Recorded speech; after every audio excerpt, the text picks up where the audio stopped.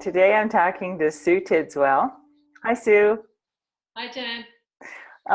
Sue is with me. She recently formed her own company after a long career with other companies, helping them build and develop their personnel and talent, as she likes to remind me that people are full of talent, and she's helped develop many talented people through the years. So today we're going to have a conversation with Sue and hear all about how people can contribute their best strengths at work, and why Sue's forming her own company and how she's going to bring those skills of her own and other people's to the world in general. And we'll see what else we chat about today. Sue, how are you today? I'm doing great, Jan. It's nice. It's a very calm day today, so it's good. It's all good. Good. Now, you have a British accent, but you actually live in New Jersey, correct? I do. I have this British accent. I was born and raised in London. However, I have been here for 25 years and I am an American citizen. But I'm like a ship without a port, because when I go home, no one can understand me, and often here, no one can understand me. What happens when you go back to London? Has your accent changed? Yes, and I think it's also some of the terminology you use.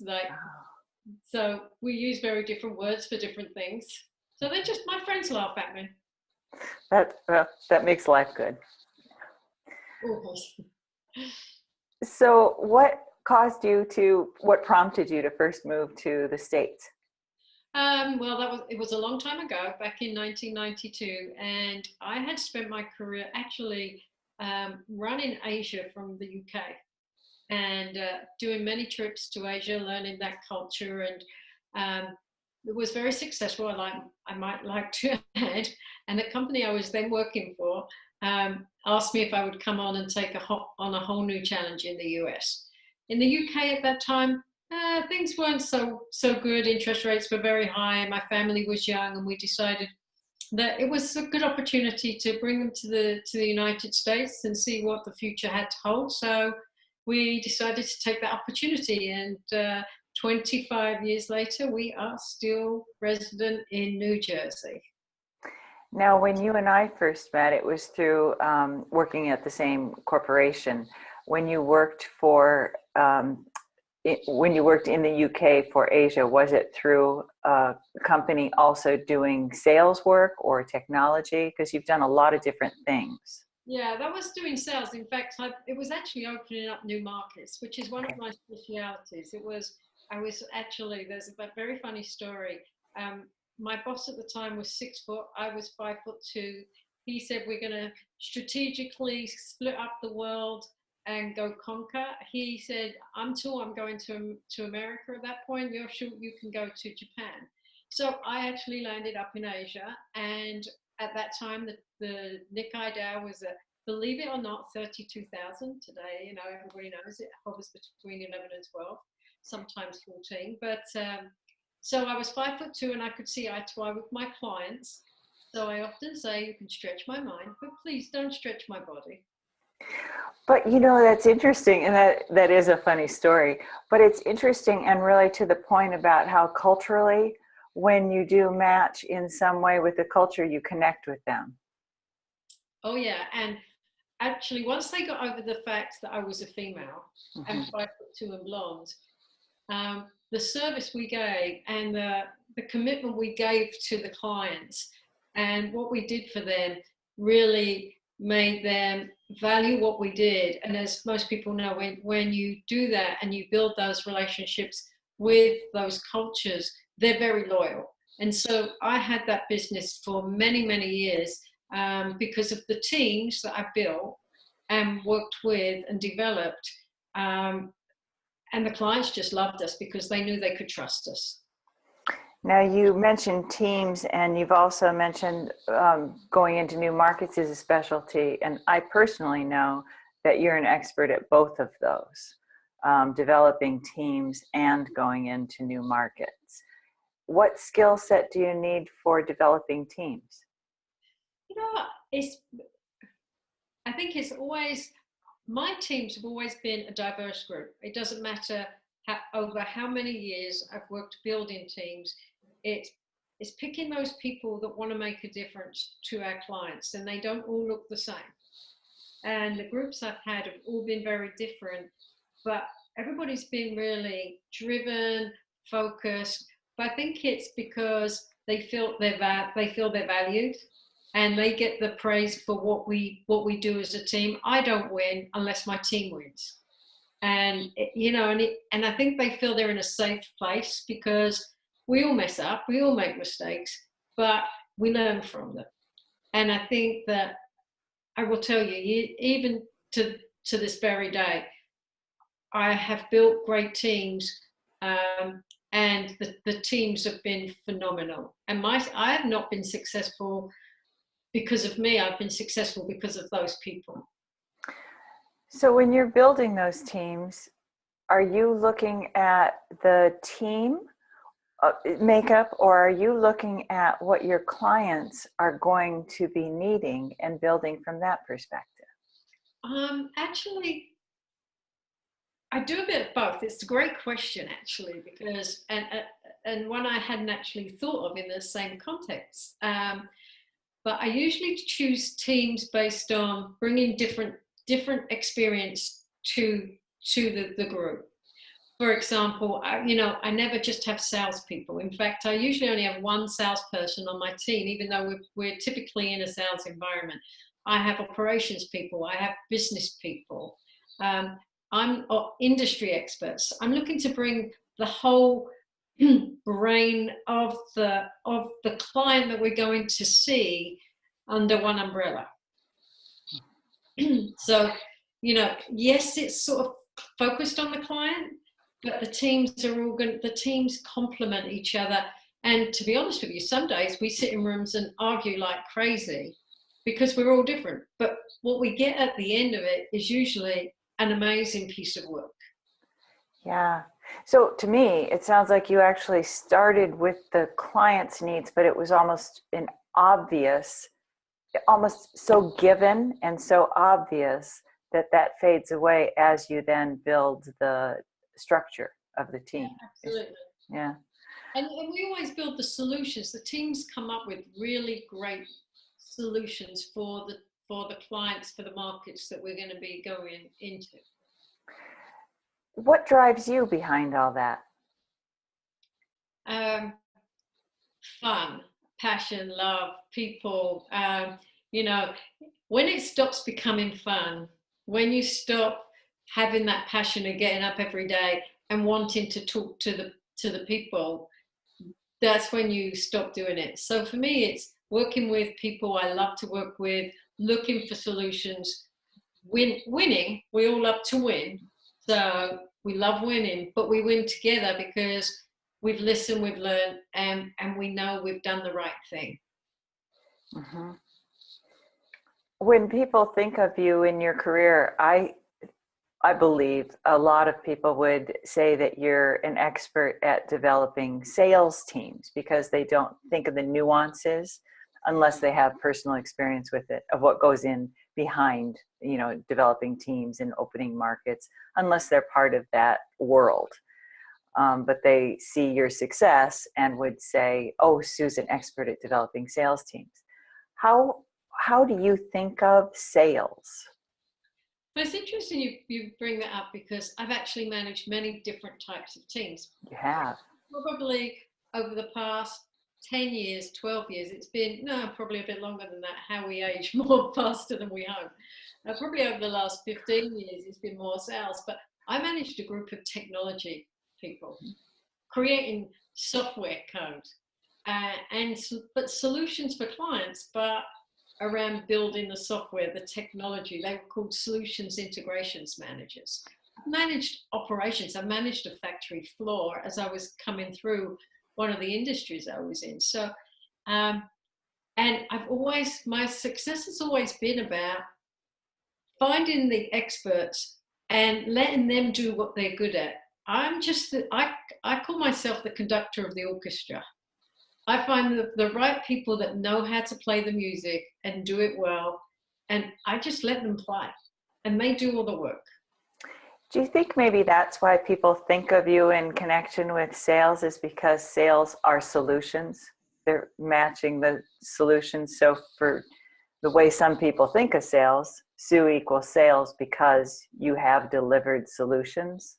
Yeah, I think so. And also problem solving. I think one of the things people get mixed up with problem solving and sales, when you solve problems, Mm-hmm. you're good at bringing different parties together, thinking about what the problem is, and really digging down to the root cause of that problem.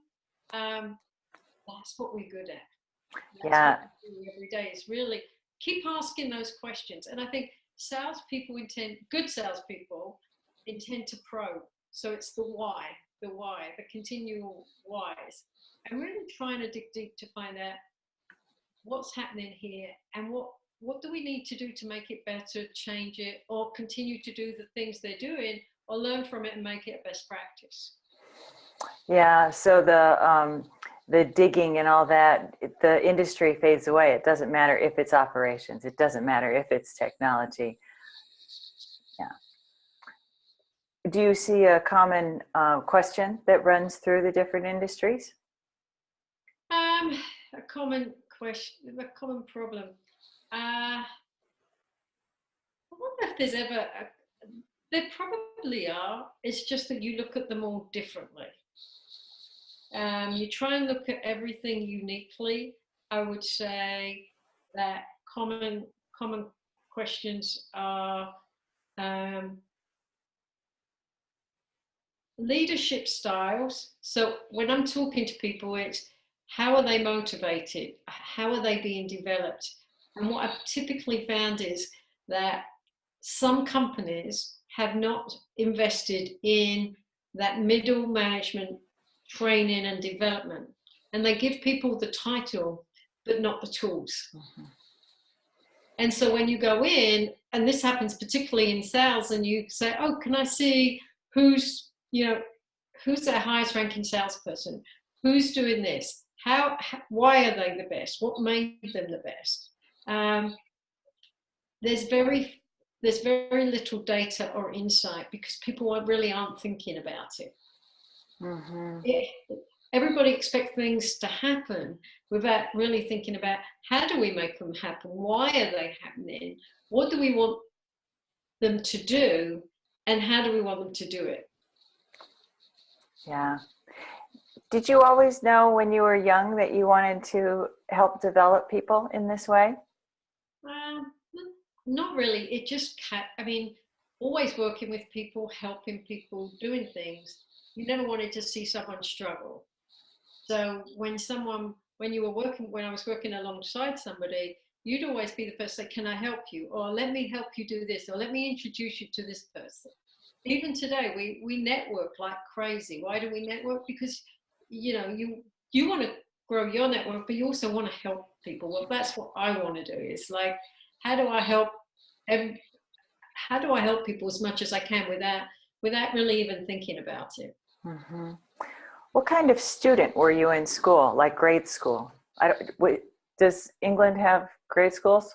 We do. We had sort of grade schools, yes. Okay. Form, fifth form.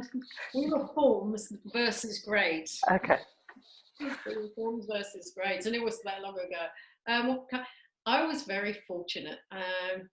I was one of those students that I have a memory that's like an elephant's. It just takes it in. And my husband often, hates it because I remember things he says from many years ago. But as a student, I am really good retentive memory. So I can't tell you I was the best student, but I listened a lot and retained it. And I think that listening retention, when you ask anybody what makes a successful salesperson or problem solver, it's about the listening skills. Mm-hmm. And that's why I am curious, because I believe strongly we always have signs of what our, future work is very early on. Hindsight's 20/20. So looking back is really helpful in seeing a pattern. And there's a funny story about when I was once with one of the CEOs, and he said, Sue, your salespeople have been so successful. Why have they been successful? And I said, Bill, I've given them new sales tools, and instead of giving them printed materials, they've got big pink floppy ears. And he said, big pink floppy ears. I said, yeah, I want them to listen. I don't want them to go in with any materials. I don't want them to sell a product. I don't want them to sell a service. I just want them to listen. And he got up the following day in front of an audience of about 200 people from all over the globe and said, I was sitting with Sue Tidswell last night, and she said the secret to her team's success is having big ears and listening to the clients. It's so true and so straightforward that it's sad more leaders don't pay attention to that, but they don't. Yeah. You had your own company a few years ago, and then you went to work for another large company, and now you're again forming your own company. So tell me about that shift. What caused you to go off on your own originally and then work for a company and now again be on your own? Great question. One thing I learned about having been with a company for a very long time was I was there too long. And I got to the top and I was very comfortable. And today, people that I left there are still there doing the same jobs. And I'm sure they're doing extremely well and are extremely successful. But one thing I learned, I went from that industry to a completely different industry. And it was an awakening. It was a new learning. It was exciting. It was great to actually do something different, completely different after all those years. Taking those basic skills of being able to listen to clients. Also, the role had a global component to it, which also led into my skills and the cultures and dealing with different cultures. But so when I came to that decision to leave the big corporate world the first time, it was really because I wasn't going to let what happened to me the first time happen to me again. So when I really felt that I had got to a place where I felt really good, but decided I wasn't sure where I would be going next with that company, it was time to really think about what I wanted to do. So I decided to take a step back. I resigned. I took a deep breath for a while. I did my own thing, had some great clients, learned a lot about being on the other side, until my old boss hung out there. And the biggest problem that I had seen in my career, and said, I need you to come and help me with a turnaround. So help being one of my things, I'm always wanting to help people. Big challenge, love problem solving. So, you know what? I didn't see it as a step backwards or a step forwards. I just saw it as another learning opportunity. Mm-hmm. And, you know, I'm working through that opportunity. Working through that opportunity also helps you see that you can only do it if you're passionate about it and you love it. And if you don't love it and you're not passionate about it, don't do it. And so I'm taking my own medicine. I actually decided that it was not where I wanted to be. It was something I was not passionate about. And it was time to do something different again. Mm-hmm. And I think you're seeing that with a lot of, unfortunately, millennials are classified as these people that don't know what they want to do. I think it's not so much they don't know what they want to do. They've got to find where their passion is. And that's what I would encourage others to think about is, don't do something just because you have to do it. Do it because you love it, because you'll do it much better and you'll enjoy it and you'll do it well. And I really understand people need to make ends meet, so it's much easier said than done. But once you get to a point where you can really do what you love, just do it. Well, I believe that really strongly too, and I believe at the root of all that is knowing what your, driving purpose and values are within that. You very clearly know that you need to help people in order to be happy, right? And you know your skills and your talents and your strengths, so having them engaged is part of what you do with your work. I think with some of our turns and twists in life, we feel locked in when we get given or presented with options that are so advantageous. to me, life is a route of options. And when we take them, they offer us different variety of opportunities and experiences. Absolutely, the basics of, food, shelter, economy, and all that can't be overlooked. And I'm not living with my head in the clouds whatsoever. I'm very practical.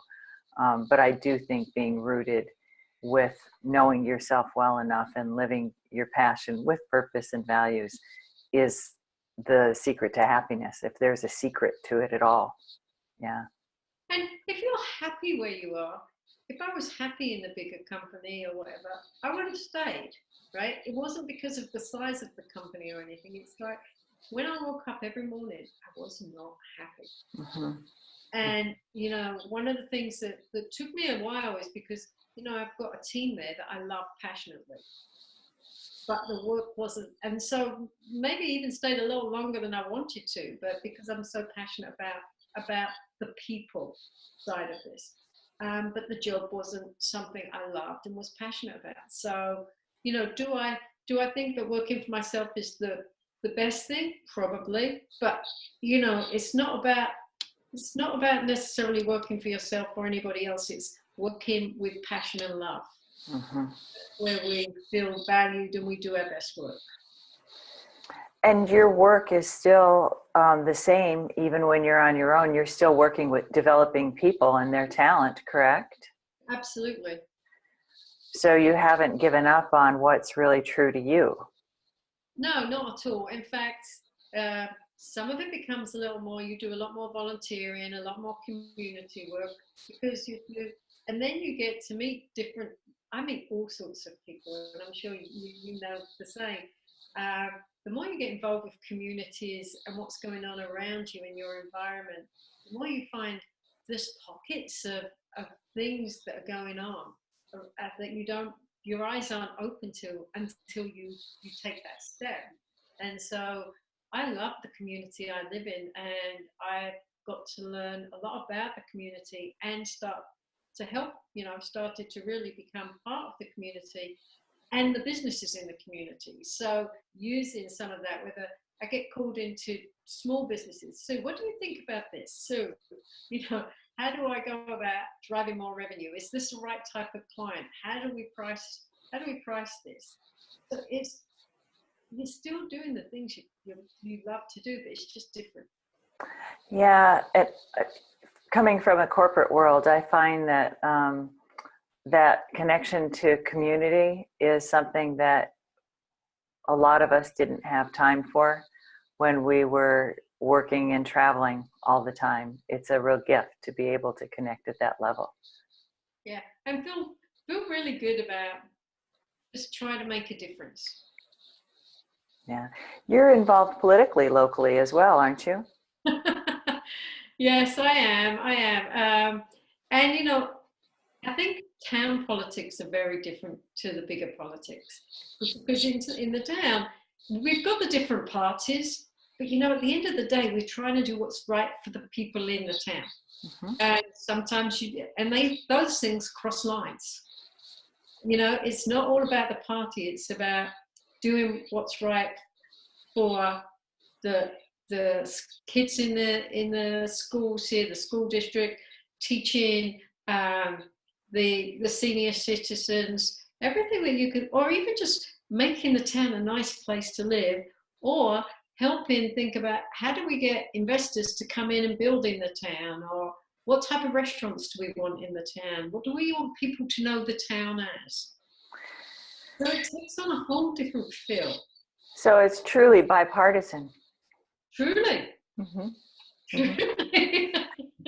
No, and it has to be honest, because it's not a right or a wrong. It's what do we need to do? What do we want our grandkids to have here as a town? Exactly. I think the larger picture, without getting into details, I think there's a lot that could be learned from that model. One would hope, but that's why we do it in the town, right? Right. But truly, in the literal sense, I do believe that's the way change happens. We start with what's closest to us and create change in the way that we can, and then it grows from there. Yeah, and I've never been frightened to say what I think, so the local town's becoming used to that. And I think of you as developing talent. When I think of two words, those are the two words that just pop into my mental screen. So I can see you in your town, which I haven't been into the town that you've moved to now, but I see you in the town that I picture, developing talent everywhere you go. Well, it's nice to walk in town. It's a small, quaint, eclectic town with wine bars and restaurants and things going on. And it's nice to walk in town at the parade, the memorial parade, is just know people. Know people that are marching in the parade. Be part of it and be part of something that's not just about you. It's about others and things going on that you can say life is better in town because there's a community that cares. That caring is something that really has carried through your whole message too. The caring for people, the caring for how others developed in their work, the community. Yeah, I mean, you have to care. I mean, for me, I have to care. The passion. Mm-hmm. I'm passionate about it because if you don't, you become one of those people that you become a critic, right? And it's easy to be a critic. I know what you're saying. And so I don't want to be the critic, and I can be the best critic in the world, as some people will tell you, but I actually like to say, okay, it's easy to be a critic, but this is what I would recommend we do. What are the things that you put your passion into to enjoy yourself and relax? Cooking. I love to cook. Reading. I love to read. I work out. I like to keep fit. I just like to be doing things. I suppose if somebody said, "What are you passionate about outside of work?" Is just doing things. Just doing things that are fun. I like to paddleboard, sail, kayak. I wish I didn't live in the northeast where it was freezing cold in the winter, so I could be outside more. But so I love being in the sun. You do travel though, some when it's cold, don't you, to do some of those outdoor activities? We do. We travel. We travel to the Caribbean. We travel to Europe. When we can. But yeah, we do like to go away in the winter just for that. Get rid of that cold air. With all your experience with global markets and international work, do you see opportunities that you want to explore in that way? I mean, if there were opportunities, I would love to do something globally because of to deal with the cultural components. When I think about people trying to do business in some of the countries that I know particularly well, I know some of the challenges. And again, you want to help people not go through the learnings that you had to go through, so you can help with the shortcuts. So yeah, I'd love to do something like that because I love working with different cultures. Mm-hmm. What would you create in that sense if you created a model for it? What would that look like? I think it would be either different companies from different cultures coming here and helping them to understand what it takes to do business in the US and just some of the business language and the differences, or for US companies that want to, especially small businesses that want to expand into European markets or Asian markets, just being a consultant to help them really understand the things that they should think about and some of the pitfalls and some of the insurances they should think about before going into business with some of these cultures. So it could almost be an educational development model to forming business or some such thing like that. Yeah, it's more working with being a guide for doing business overseas. Mm-hmm. You know, That would be brilliant. yeah, for certain companies. Yeah. And for companies coming here, so it could be bi-directional. I think with your role, to be successful with all the work that you've done, you have to lead by example. You know, no one's going to do what you're suggesting they do unless you're leading by example. Who were some leaders in your life that you saw and thought were follow worthy? Well, I think one of them you actually interviewed was Terry Travick. He is, isn't he? Yeah. Yeah, he's probably, when I think of someone that I learned a lot from in the shortest space of time, it was Terry. I mean, he didn't, somebody that I could follow, who inspired me, but also developed me, took the time to develop me. He was always good at the finance, I was good at the sales. But to develop me, he sent me off to Colombia to do a finance program, which was tremendously helpful to me to overcome some of the things that I always felt were a bit of a challenge, to be honest. Mm-hmm. So there is definitely one of those people. There have been a few people in my past, but I would honestly tell you that Terry was probably one of my biggest inspirations, just of everything about him, his ethics, his work, both personally and work. Just he's very authentic. Mm-hmm. And a good, strong leader. I remember sitting in a room when he told us that, some of us people in the room didn't have all the skills to get us to where we needed to go to, and we were all looking at each other saying, which one of us is it? Mm-hmm. I was like, but it was true. And just that honesty and openness actually made you ask yourself the question, do I have the skills to double this business in the next few years? And I think those of us that took it to really look inside ourselves to think about that came out much stronger, because we took on things that we probably wouldn't have done. Mm-hmm. And we were getting very challenged. He challenged us. And also provided you with the growth opportunity so that it wasn't a threat, correct? Correct. Yeah. And to me, I think that's where the growth opportunity is, when you know that you may not have what is needed and there's the way to get there. Yeah. But you do have it inside yourself. You just need someone to tell you to go search for it. Yeah. Which is back to you being that leader for the people that are following you. Yeah. What is next for you? What are your big goals and aspirations in 5 years, say? I think it's just to be doing what I'm passionate about, doing what I love, and keep challenging myself if I think that I'm not doing it.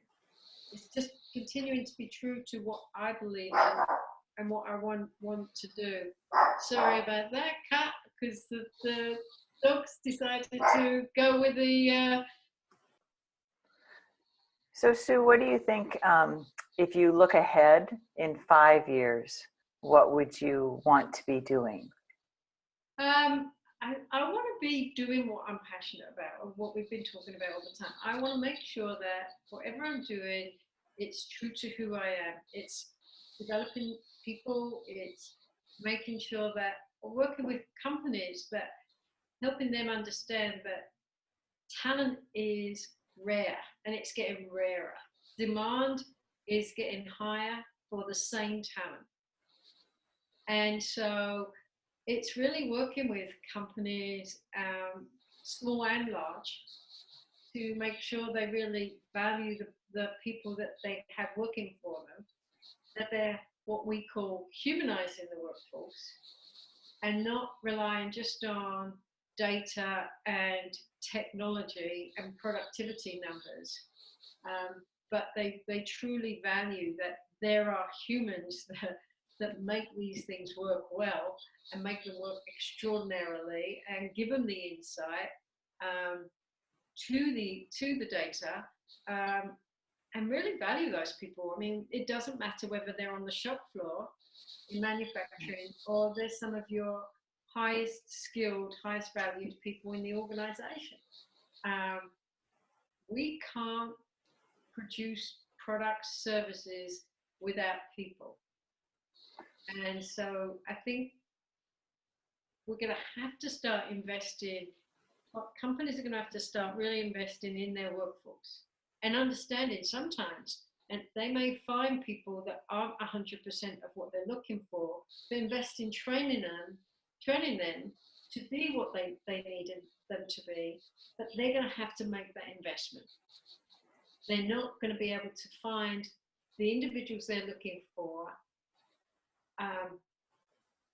very easily. I mean, talent is getting tough. We talk about the talent crunch, the war on talent, and it is becoming more and more difficult to find the right people for the jobs we're looking for. So retention is going to be key, and developing those people and investing in them and making them feel that they are valued and that you are investing in them, because they will leave. Mm-hmm. They will leave. So really helping companies, my goal in the next 5 years is to continue to help companies really understand what their workforce needs to look like, how to do that, how to retain these valued employees, and make the workplace a good place to work, a passionate place to work, where people want to go every day. That's fantastic. There's a lot of policy in there that you didn't mention specifically, but that I'm interpreting. Why is talent so hard to come by? The demands for jobs and people exiting jobs, there's just a lot more open jobs today than they've ever been. And so finding the talent to actually fill those jobs is getting more difficult. Yes, there are a lot of people out of work, but a lot of those people don't have the skills that companies are looking for. So we're going to have to cross-train, upskill people to make that fit. More and more baby boomers are leaving the workforce, and that was a big group of people that is now exiting the workforce over the next several years, and it's already started.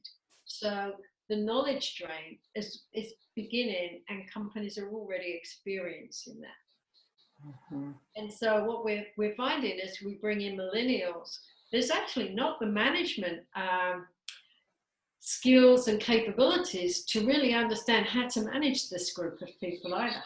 Mm-hmm. So they're changing jobs every 18 months to 3 years. I've actually written blogs on this.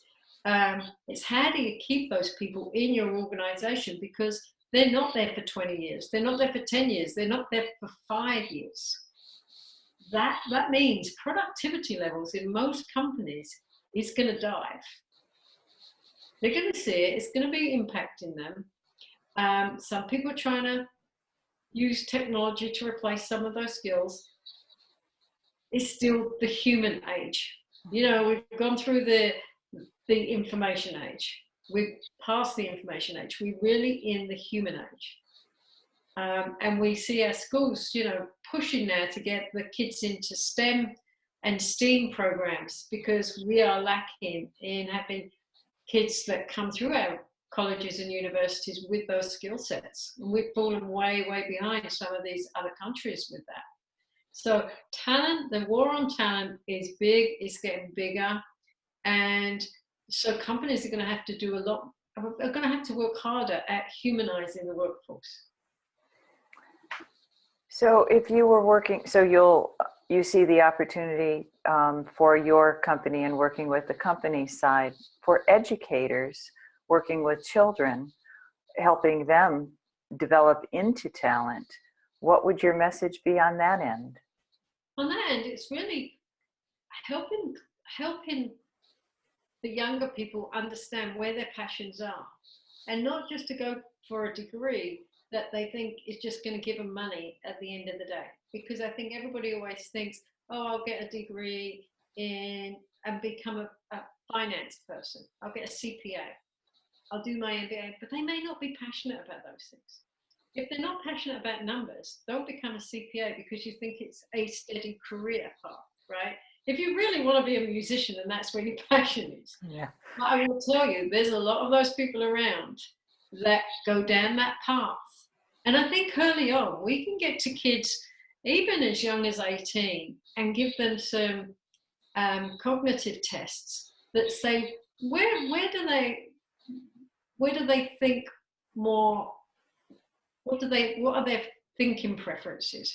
Where are their passions? What should they be doing? To give them some understanding of what they should be thinking about in terms of subjects they want to take at university, what they should master in. And no, it doesn't, they don't have to make those choices, but getting more information as to how they think, what their preferences are, may help provide them better direction. And I don't think we should also make tech schools and trade schools a no-no. It's not all about a 4-year academic college. There are different paths to education. And I think we need to be smarter at making sure our children and the kids of the future really understand what the choices are. And I don't think in the past we've given kids choices. This is a path you're on versus this is a choice you can take. Because we often think they're too young, and maybe they are. But I think we need to understand more before we set them down a path. I agree. I also think millennials have a lot of lessons they're teaching us with this as they show us how they're changing careers. They're not staying with a job that isn't suited. And while a lot of judgments might be made about that, I think what they're showing us is also that it's okay to switch, you know. It's okay to change a job if it's not matching up to what works. So if someone went into the job environment with all the right pieces in place and they were working well and contributing and feeling great and all that, with that freedom of also knowing in X number of years they had the freedom to move on to another phase of a career or a job or work life, that would be a really successful pattern potentially. It's a different way than we had our careers, and life changes. So I see it as being really hopeful the way that you outlined it as well. Yeah, I think there's different paths, and working in some of the different groups I've worked in, I think career paths are going to be mapped very differently for the future for the kids coming through. I think it's going to look very different. I think they're going to want to get different experiences and get more well-roundedness versus being an expert, a CPA or whatever. They're going to want to have a more holistic experience of work and really understand where they best fit. And I've been coaching some college grads coming out of college, a biochemist, okay? Really, really smart kid.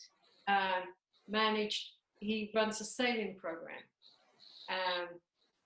and he's managed 50 kids in a summer program for the last 4 years. This kid's got extraordinary skills. But where does he belong? Does he belong in a big biotech company? Or would he be much happier in one of these startup companies that's using all this biotech stuff to create new things? And I've told him, try both. Go start here, and if you don't like it, go there, because that's what they should be doing.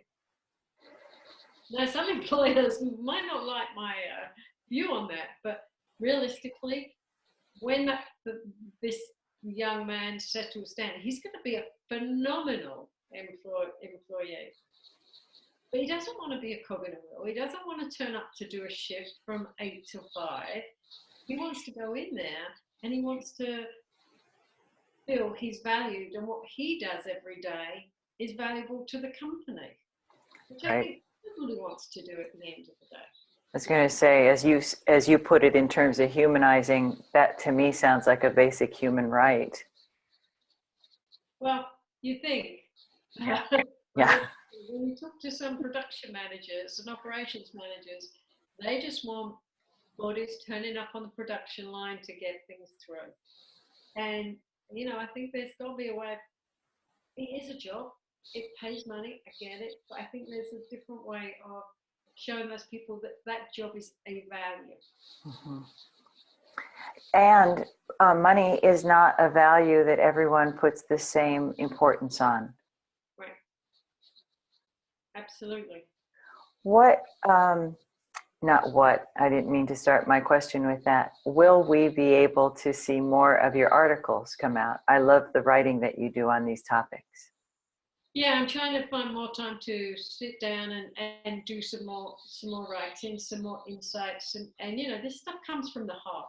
Yes. It's what I've experienced. It's what I see. It's, you know, when I talk to people every day, that's what I'm passionate about. So I'm going to try and get back to the writing once, you know, now I'm getting my head a little clearer, you know, pushing the blogs out, and really getting some more insight. It'll give me time to go meet some more people and get some more in-depth understanding of what's going on with different groups of people. Oh, that'll be great. Well, before I ask you how people can find you, what would you like to add that I might not have already asked you? Well, I think you've done a great job of asking some great questions. So thank you for the great questions. Things I'd like to add, I think that my only add is that we as individuals, successful individuals, can only really feel successful if we're sharing that success. And and we aren't islands. We are surrounded by other human beings. And as much as, you know, I love technology and I love all of the different tools we can use to make life easier, I think it's really making sure that we do realize we are in the human age, and that humans are still going to make the world the place it is to live in today. And especially with all the things going on around us right now, that respect, trust, and just helping people, because I think that pays back. It's not about what you get, it's about what you give. And I think that's what I've learned throughout my career. That's a lovely ad. Thank you for that. Now, tell us how we can find you. I know how to track you down. How you can find me? You can find me at tidswellsue@gmail.com. Okay. I will have that on the notes on the page. Thank you, Sue. It's been such a pleasure to talk with you.